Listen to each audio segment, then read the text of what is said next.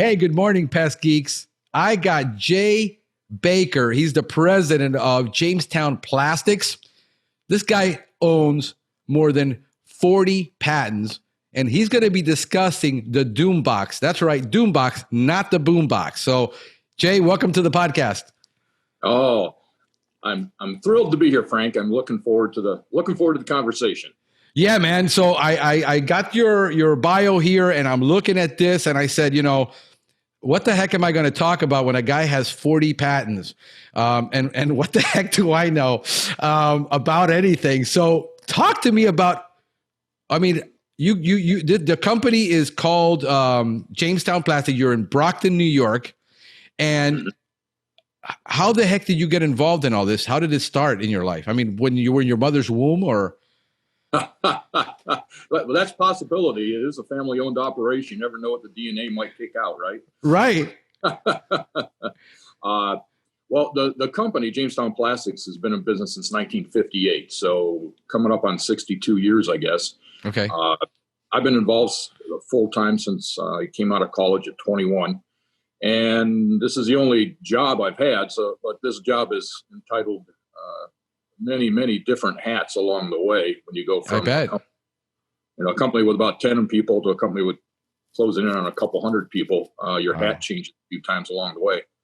But we're an industrial thermoformer primarily, and that means we take plastic and we convert plastic into everything from consumer goods packaging to appliques that you'll see, for example, on Toyota cars, blackout kits, medical device packaging, electronics. So we play in a lot of different fields, and somehow that ended up to this becoming this invention, DoomBox, at a certain point in time, and it's been quite a ride.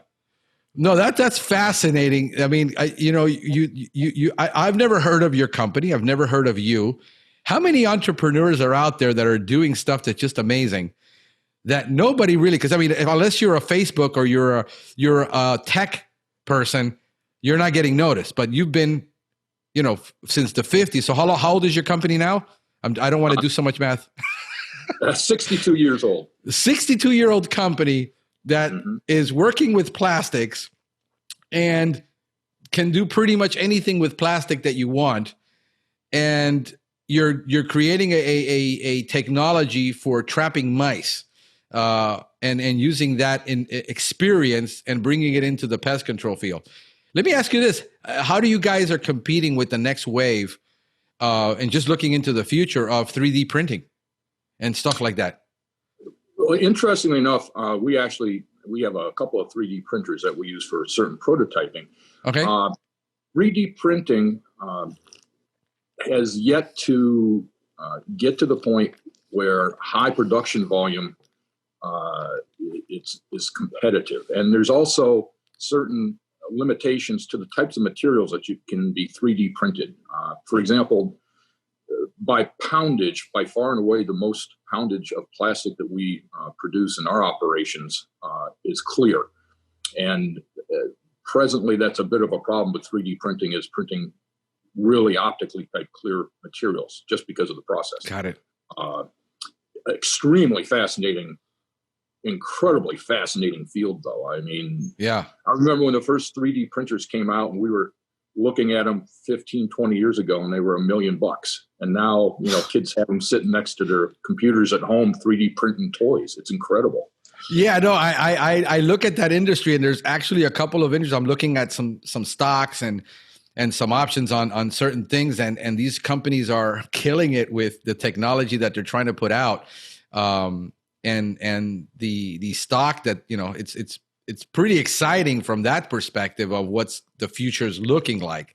But you're to your point, yeah, when you got to produce thousands of pieces and crank it out, that's the competitive advantage. How are you guys dealing with it? Because do you manufacture in the U.S.? We manufacture 100% in the U.S. We have manufacturing and headquarters here in the far west corner of New York, south of Bill's Land, Buffalo, about 60 miles.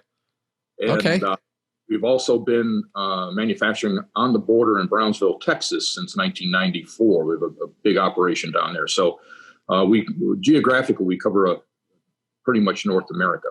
Got it. No, so how? Because I know that everything that somebody and this is when I hear people talking about they need to create a product with plastic and produce it. They got to go overseas to China to get it done because they can't get it done in the country. How real is that comment? I mean, how from your experience? If lowest price point is your only concern and not total cost of acquisition and ownership, it is tough to compete with China. But if quality, service, innovation, and quick turnaround come into the theme, then there are many manufacturers in the United States that do a wonderful job, including Jamestown Plastics. Right.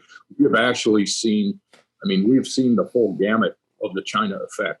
We've lost entire industries over the years to China. For example, at one point in time, we were the largest out-of-house packaging supplier in plastics to Fisher-Price Toys.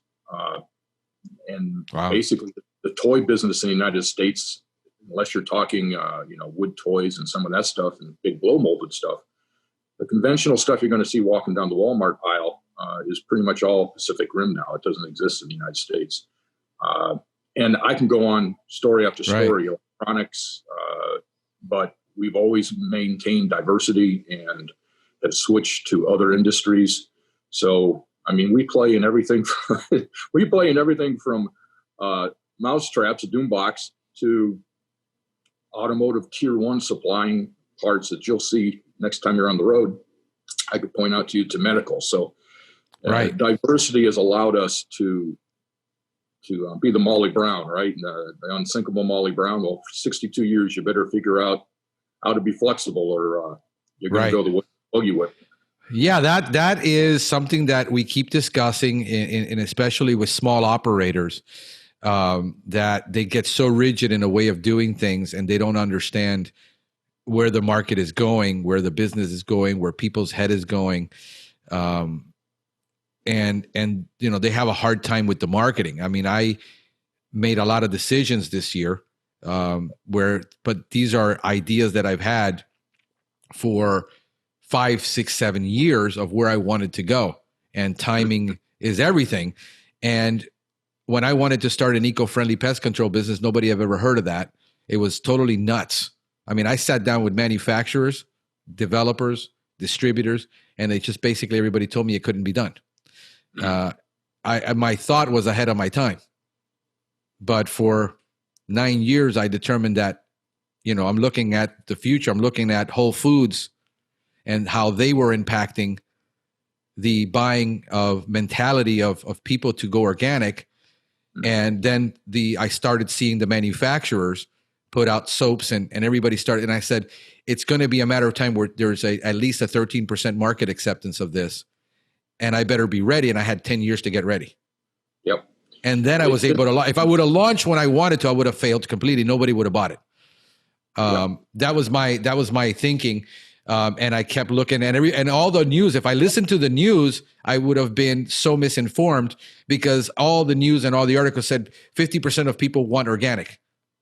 And then when we started looking at all the Nielsen studies and everything, how much was actually being bought, it was really only 4% of people buying it. Right. And you got to put your money where your mouth is, and organic is inherently, in most cases, a little more expensive. And so it's the juxtaposition of somebody saying, I want it, and then it's getting down to, am I actually going to pay for it? Exactly. And that was the challenge that I had when I did all the studies. I said, I can go in right now and starve because nobody's going to want this, or nobody's going to pay for it. Everybody wants it. It's just nobody, when they realize how much more expensive it is, nobody wanted it. And then finally in 2013, I saw the market jump and jump to a 12% market share of all the goods that were being sold. And I said, people's mind are being conditioned. And now is the time for me to jump in, because I got 3 to 4 to 5 years to really make this happen and then be in that arena. And then that's when I started. So I started doing the timing. And then we're going online to where, nobody's going to shop online. All the technicians are saying, all the solo operators, nobody's going to shop online. Nobody's going to buy pest control online. And then I started 3 years ago testing quietly and seeing what percentage of people would actually order it online. And it's just right now, it's about 20% of our business is being shopped online. And what we're doing is figuring out how to do videos and how to do actual demos on how we do our service compared to our competitors. And nobody wants to put videos out. So I find these niches where everybody's ignoring and everybody says, I don't want to do videos because what if I say the wrong thing? And what if I don't do it right? And what if I get sued? And I'm like, I'm going to do videos because nobody wants to do videos. So now we're educating all of our clients when they go to our site through video, and this is how we do it. And this is why we do it this way. And the cost of doing that, but the ROI is where I can convert and I can create innovation in my little business. I mean, we're not huge. We're only 2 technicians. We're not a big company, but I come from tech. I understand it, and I understand sales, and I'm starting to understand marketing. I wasn't really good at marketing. I've never been a marketer. I've been a salesman. So going through this phase of operation, how is that relating to you, and how does it for you? Because you've got a product that you want technicians to use in the field. And how is that? How are you guys, with that? How does that apply, and how can you help them? Because you obviously have been doing something right for that long a time, and you know how to go to market with new innovation and new stuff. How do you help these guys bring their service or a product that they want, a new service for their client or a product that they want to bring to market? What does that process look like for them? Well, I think I have to start with the story of how DoomBox traps came into being, which is all part and parcel of this crazy ride. So, my wife and I, we live out in the boonies. 4 adult children now. Always had labs, and they were porch labs because my wife is like 4 kids traipsing mud in and out of the house. I don't need a lab too. So, labs are lab heaven. They're out on the porch. They can do whatever they want to, and they just nice warm doghouse. So then all the kids head off to college and jobs, and our 3rd born guy, Camden, tells us, I guess 5 years ago, Christmas time, that he was going to leave college and join the Marine Corps. And we're like, well, that's good for you. I think it's a good decision. I think the Marines and you are going to be a good fit. And 6 months prior to joining the Marine Corps, he had adopted this short-haired little mutt from Miami. And this dog, Ada, she shivers if it's 70. And we live in Western New York. So you and your listeners know where this story goes. Grandma and Grandpa get the dogs sit for 4 years while he's in the Marine Corps. And so the first winter, I've always used, I think your laugh got my dog going. I've always used the snap traps because you were talking about green. I don't like using the poison. The mouse is going to die someplace and you're going to smell it. And if you have pets, you got to be worried about it. So I'd always use just the snap traps, but we didn't have a pet inside the house. And so my wife Sharon goes, what are we going to do about Ada and the mouse traps? Because the mice are coming in, as they always do around here in the fall. And it was her idea. She got a shoebox. She cut a hole in the shoebox, tied a string around the shoebox, put the mouse trap in the shoebox, put it on the floor, and presto bango, dead mouse next morning. Worked great. I'm the guy, of course, that gets to empty the mouse trap. So I had already invented a product line called Clam Cleaner, or Click It Clam, which is the world's most secure clamshell. Use a patented locking mechanism. And I had some of these clam tainers sitting around on my counter, and I'm like, I wonder if I could put a mouse trap in there. So I grabbed the one that looked like it would fit. It kind of fit. And I cut a hole in the side of it with my jackknife, put it on the floor, and bang, dead mouse. Over and over and over again. And I'm like, this is great, because not only can I see if I got a mouse can't or not, the mouse can't drag the trap off. And I always lose a couple traps every year because the mouse would, catch a paw or something, drag it behind the refrigerator. The mouse can't drag it off. The mess that goes with trapping mice is contained within the container. So no more wiping up the floor after you catch a mouse. It's all in there. And I can use it over and over and over again. And so I'm like, this might actually be a product. And so my original intent was to make, and we didn't have a name yet, I'll give you that bit of information in a second, but my original intent was to make a universal clamtainer that would accept anybody's mousetrap. And I couldn't get the job through my own. We do all of our own engineering, all of our own tooling at Jamestown Plastics. And this kind of got put in the crazy boss's corner. Like, yeah, hopefully you'll forget about this idea. And I kept catching mice. And I go, guys, I got an idea. We got to try this. And then finally, we go to the Great American Outdoor Show to sell our product direct to consumers. It's in Harrisburg, PA. It's an incredible show. It lasts for 9 days. Last year, they had close to 300,000 attendees. And it's a great place to get customer feedback directly from the customer, which is the best feedback you can possibly have about your product or your service. Excellent, yeah.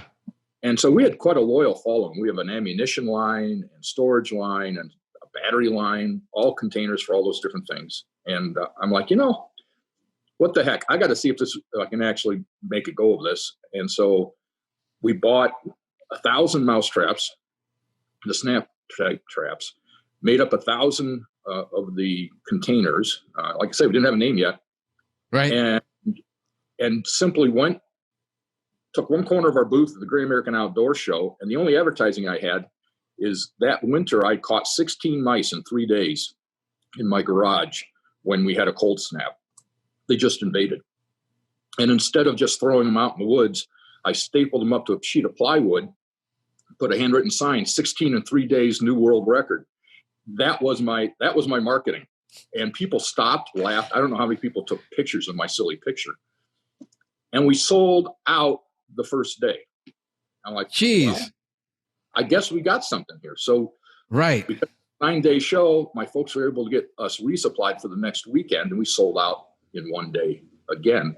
But I got to tell you a funny tale that I think your listeners will really chuckle about. So we have a family that visits us every year. They're loyal customers, young family. I think they got about 3 kids under the age of 12.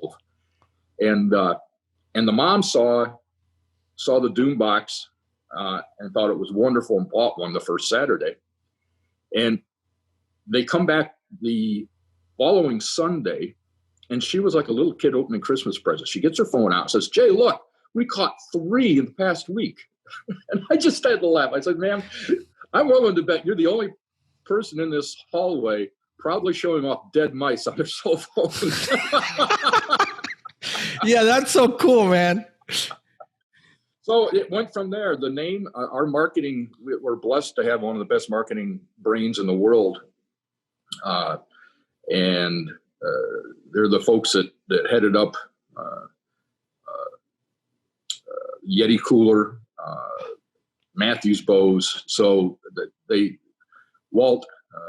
Walt's a good buddy of ours. He came up with the DoomBox name, and people really latch onto the name. We got cool graphics. We've got, we got about 15 retail operations carrying our product for the first time this year through the Midwest and up into Canada. People like Murdoch's and Runnings and Shipper's Supply. There's a bunch of them here. And it's starting to take off, and people are loyal to this product. They absolutely love it. I can tell you from my own experience, I'm still using the first 6 that I made up that I just hacked a hole in the side of an existing clamtainer. So when it comes to cost of ownership, those snap traps, and it's 100% made in the USA. We get the snap traps from a US manufacturer. If the mice don't run off with them, I'm not sure what their useful life is, because I've got ones that have caught over 100 mice and they're still killing mice. Wow. So they're really great for any place that you might not get to on a regular basis. So camps, RVs, antique automobiles. And also, we believe that we're the only certified child-resistant mousetrap in history. So we have people using them in healthcare facilities and daycares. One of our biggest customers is a big daycare out in Denver, Colorado. They've bought hundreds of them because they are certified child resistant. Right. So it's been quite the experience with a lot of. No, I am so intrigued at this point on a couple of different levels. of this product because since it is such a unique product, I haven't seen it yet, to be honest with you. I haven't played with it, seen it, but we're experiencing your timing is almost perfect to release a product like this because of the COVID issue. I used to receive we didn't do a lot of mouse trapping. We mostly pest control, and we never got mouse calls. It was rat calls. It was 1 or maybe 3 a month if we're lucky. We're getting 3 to 5 a day now. Wow. And what happened was when all the restaurants closed and all the food service and the stores, rodents were going to starve, and they just started moving into the suburbs. Mm-hmm. And suburbs here, I mean, I've got within a 2-mile radius of me, I got 50,000 homes. Wow. So you can see that it's very easy to, in a major city like this one, like in New York and other areas, that can turn south. I mean, I've got a restaurant that called me who was in the building, the apartments that are being sold there on Miami Beach are probably $1 million to $1.5 million. He says, I've got so many rats right now. They're climbing up to the windows and looking at the people while they're eating inside. Oh my God. Oh. And it's in a hotel type of condominium complex, and they haven't been able to put out the stations and all that to get that population under control. And he says people are freaking out in the restaurant, and a lot have to eat outside, and the rats are just walking around. And what people don't understand about rodents is that's going to explode. That's going to get even worse when our temperatures get up next year. Because and what happened, here's the other challenge. They cut their budgets and they said, we're not open for business, so we're going to stop the pest control. So now all of these rodent stations that were being filled are now empty, and were empty for 4 months until they opened. And now you have an epidemic problem that most people aren't realizing. The average customer does, and they don't understand why. And then they have repairs in their home that they haven't done. They're going to learn a whole new terminology called exclusion. So I think your timing is just unbelievable. Talk about, serendipity and being in a marketplace where you're at the right place at the right time with the right product. And so I wanted to ask you about You talked about doing home shows, and you went straight to the consumer. And I talked to a lot of people about this, and we have a lot of conversations about the barrier to entry that there is and why companies choose to go direct to consumer versus go to the professional industry, because a lot of the other companies that are existing put a lot of pressure on distributors not to accept new products. And when people say this is a great product, why do you have to sell it direct to consumer? Why do they have access at it and we professionals don't? And the conversation is the barrier to entry. I mean, the big giant companies just aren't going to allow you to say, if you allow this product in the magazine, we'll pull our ads. Is that part of your decision making, or you just decided, I just want to make more sales, and 80% of people do their own pest control? I think the numbers will justify that for you. Right. It is more it's more your first point. In order to be able to sell a product through conventional distribution, you have to be able to convince somebody that it's worthy of them picking it up and maybe displacing something else that is already in that market or in that spot of the store. And if you don't have some hard data, you're not going to get past the first email. So by going direct to consumer with this and being able to relay the tales of the consumers coming back and buying more and more, and they bought them on a Saturday and came back and bought more the next Sunday, showing pictures of how well they work, saying how they're buying them for family members, how they're going to let the local pest control guy that they know about it. That's more than proof of concept. That's proof of viability of the product. Yeah. And we've been selling these now for 3 years. It's just that this year we're finally getting into some mass merchandisers. And it's because we could go with 2 years of tail and 2 years of look at the testimonials, look at the people that we've sold to. And knock on wood, I guess this is for Micah. We've never had one returned. Now, we've sold tens of thousands of these things. We've never had one returned. Right. And as far as the efficacy of exterminating the mouse, I think I call it the guillotine, because the mouse, I catch mice all the time with a trap that's unbaited. You've got two holes that come in on either end, opposite where the trap is. And especially if you set this DoomBox into a corner, it creates a natural funnel. Mice like to go in and explore. They turn the corner, they go upstream, and they're head first. They don't have any other option. They can't get around the trap. It's head first into the trap.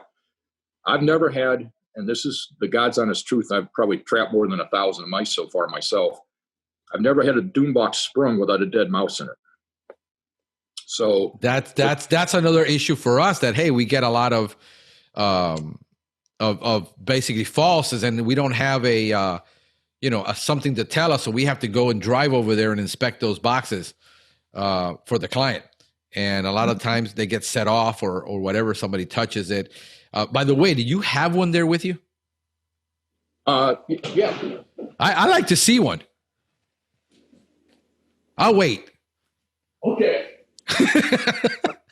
I'm probably going to end up grabbing my one of the original ones. Okay. This is exciting. I get to see this. Yeah, I have one. And I think I took it down to the garage. This is embarrassing. That's okay. Don't worry about it. I'll wait. All right. Just a second. I'm not in a hurry. Okay. Talk about embarrassing and not having my homework done. That's okay. So this is generation 1.0 of the DoomBox. It works the same way. And I kind of see if I can. You can see this? There. I can see it now. So when you go to our website, doomboxtraps.com, you can see the real deal as it is today. But you got a hole here, got a hole there. Trap is in the back. You got this little mechanism. Put it up a little higher, because your camera is not in. There you go. There you go. So you just close it. Mouse goes in. Dead mouse. Open. You don't have to touch the mouse is the other cool thing.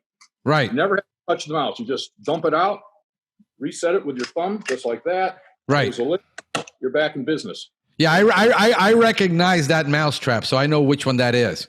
It's really neat. I use a lot of those, believe it or not. Some people don't like them. I've used them all. I like them. So, and then is it a clear plastic, or is it a black? It's clear. It's clear plastic. It's clear plastic, which really makes it handy, especially if you have several of these set in a facility. I mean, you can walk by and tell from 10, 15 feet away whether or not you got a dead mouse or not. So you don't have to over check anything. You don't have to look for a little lever. Is there a mouse in it or isn't there a mouse in it? So, like when I go down to my garage, if I've got 3 or 4 set, I'll just do a quick spin around the garage, go, okay, I don't need to reset them, or I got a mouse, I reset that one. Yeah. So let me discuss something interesting with you, because here's what I know from the pest control industry. The industry is going to say, I don't want the person to be able to see there's a dead mouse because of the shock problem with people seeing a dead mouse. But you've got more consumer behavior data, and you're selling, hundreds of thousands of these, and you're not getting any pushback from customers saying, oh, I don't want to. Can you make it in a black box? Have you had any requests for that? Or is it, this is fine? No issues. We could. We can make it. We can make it out of any color under the sun. Right. It really doesn't make any difference whatsoever to our manufacturing process. Right. We've had a couple, and it was from the professional side, a couple of exterminators, and we've talked to lots of exterminators, and we've sold a lot to exterminators, and that have said, in the facility that I'm going to put these in, could you mold them out of a opaque material? And sure, we can.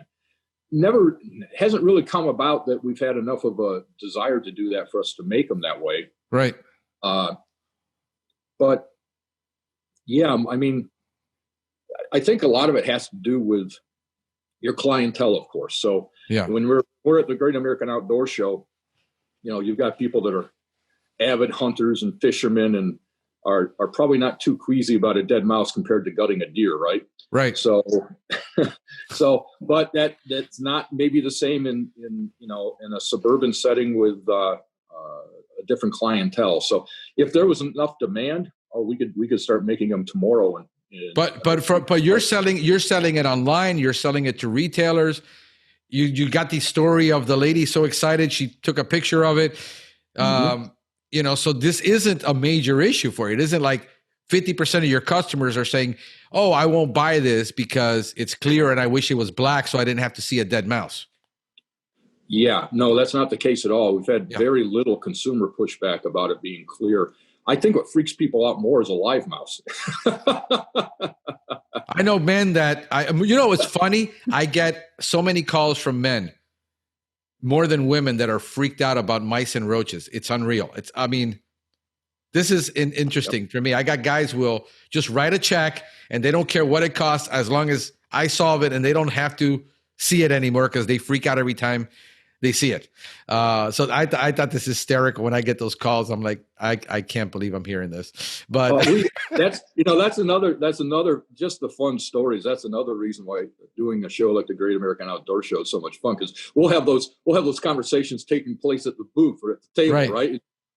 There'll be some big 6-foot strapping guy and his 5'2" wife, and she goes, "I'm the one that has to clean out the mouse traps. He won't touch them." I know. It's becoming, I guess, a trend. I don't know. I mean, it's just funny. You hear that stuff and you're like, really? That's an issue? I've never been exposed to that. I don't know. So yeah, man. So it is awesome. Where they can get it online? What's the web address? DoomBoxTraps.com. Oh, that's easy. There's a startup company you may have heard of. It begins with an A. Oh, I keep forgetting. Oh yeah, Amazon. Yeah. Yeah, I forgot about that. I forgot about that little guy. And then especially if you're in the Midwest or West, there's a number of retailers, like I say, like Runnings and Shipton's and Murdoch's and Home of Economy. So there's a number of retailers that have it on their shop floor as well. Yeah, no, that's awesome. So I'm gonna go ahead and order them, and I'm gonna put them in because we got big stations we use now. Mice for us isn't a big deal. It's starting to be a big deal. It never has been. Right. It's been mostly roof rats, and so we deal with that. Are you looking at bringing a larger model for rats? We are, and we've done some prototyping. We're learning something that you guys in the extermination business know all too well, and that's mice are pretty dumb and rats are pretty darn smart. So, yeah, we've had some issues this week trying to catch rats in an attic. It's very difficult in here. Yeah. The roof rats. Matter of fact, we had a long conversation with a gentleman last year at one of the shows that had been an exterminator in South Florida for 40 years. And some of his stories about how smart some of the rats would get were amazing, utterly amazing. Like, yeah, so they're tough, but we are working on that. We also want it to still be a child-resistant certified solution. So it's got to be a little different geometry than what we have right now, simply because of ergonomics. If I make a hole big enough for a rat to get into, that's also a big enough hole for a little person's arm to get into. Then we're dealing with distances and so on and so forth. But we're working on it. We've got some ideas and going to keep prototyping. And as soon as I've got enough that I can get some out to folks like you to try out and tell us if they work or not, we'll get them to you. Yeah, no, I'm definitely, because we're getting mice calls. Even with rats, that's the biggest thing I have, where we put snap traps and we got little children and they're going to stick their hand in that trap. Their hand will fit through there. And I'm always afraid, they're going to get their hand smacked. So we're using the strangulation stations like T-Rex, where it won't break your finger. She's going to get a bruise. It's going to strangle the rat. Not really. The rat can't walk out. So he's going to be struggling in there for an hour, choking to death. We'd rather use a quick snap, but that's the risk of putting it in those boxes when we put it inside homes, that we know that that's going to be a danger. So we're like, no, we can't do it. And luckily for us with roof rats, we just had a situation. I'll tell you, this is a challenge for you. And for us, we got a lot of townhomes in Florida. Townhomes are just more economical. When you have houses going for 400, 500,000 for a starter home, townhomes are still in the 250 to 300 range. So they're building townhomes. And what happens is we put our air conditioners on the ground here, our compressors. Right. They're on a slab. They're on a slab. They're not in the air on the roof. They're on the slab. And then the conduit and all the copper piping and electrical goes up the wall, usually into an attic or to between the second story for an air handler. And you'll probably have two air handlers, one on top and one on bottom. The air conditioning contractors will always leave that funnel they make going up the wall. They don't seal it with anything, or if they do, they just put foam. Rats love just going up there and going into the attic. That's their easy access. We can't find any other openings. That's it. So we're in these townhomes and we're doing. I said, man, this is going to be a nightmare because townhomes aren't sealed between units. You have a firewall, but the block is there and you can't really seal it. It's not proofed. And so we're using a repellent that's natural. We get it out. And then we used it for a couple of days, and then we'll come in and seal that hole and we'll come in during the day when it's hot because we know the rat's not going to be in there. And then so we sealed it, and I get a call on Sunday.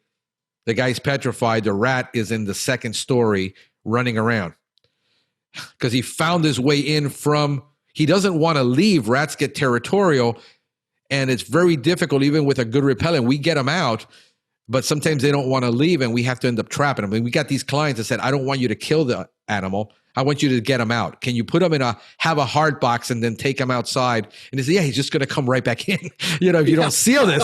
So we can't, so the repellent gets them out, trains their brain to say, hey, there's a predator here. We don't want to be around this area. We're very uncomfortable when they just go to the next townhome. We have to get them out somewhere. This guy went in, and now he's in the house. So now we had to go in and put snap traps and catch them, which is what we were trying to avoid. So it's not always going to work out for you, and it's always these challenges. A guy that I would recommend you probably have a good conversation with, get a hold of him, is Robert Corrigan. Now, Robert Corrigan is the world's probably foremost rodentologist. He works actually in more experience working in New York City than anybody else I think he's been doing this before I was born. Wow. So yes. So I would, Bobby, he's known as Bobby Corrigan. And I think he graduated. I'm not sure if it was, one of the university guys, it's not Cornell. One of the ones down there in entomology, back in, I think in the 60s, with Austin Frischman and all these guys. So yeah, if you're looking at, hey, I need this guy can lay it down for you very, very easily on what it takes to build that sucker out. And yeah, I would love to see a trap that if a kid stuck his hand in there, it had a labyrinth or something that he couldn't access it. Right. Mm-hmm. And even if he shook it, obviously he's going to set off the mousetrap, but sticking his hand, that's one of my biggest concerns.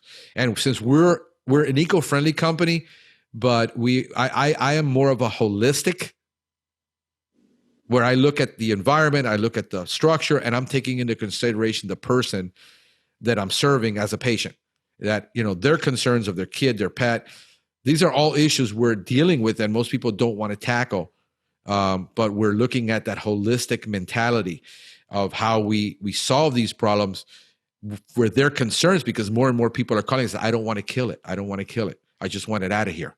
I want to prevent it. And then we're doing the preventative liquid treatments, and then we use glue boards and people lose their minds because they're so controversial.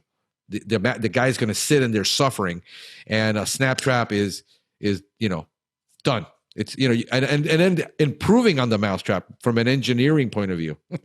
it's a hammer, a plate, and a suspender, and you can't reduce the complexity of it. You can just change it. So no, man, it's phenomenal. I'm gonna order a bunch of these. I got a couple of places that are having issues with mice right now. I'm gonna have my guy, hey, let's put these out and see what happens. Come back next week and inspect them. And I'm gonna do a video on it. I'll put it up on YouTube.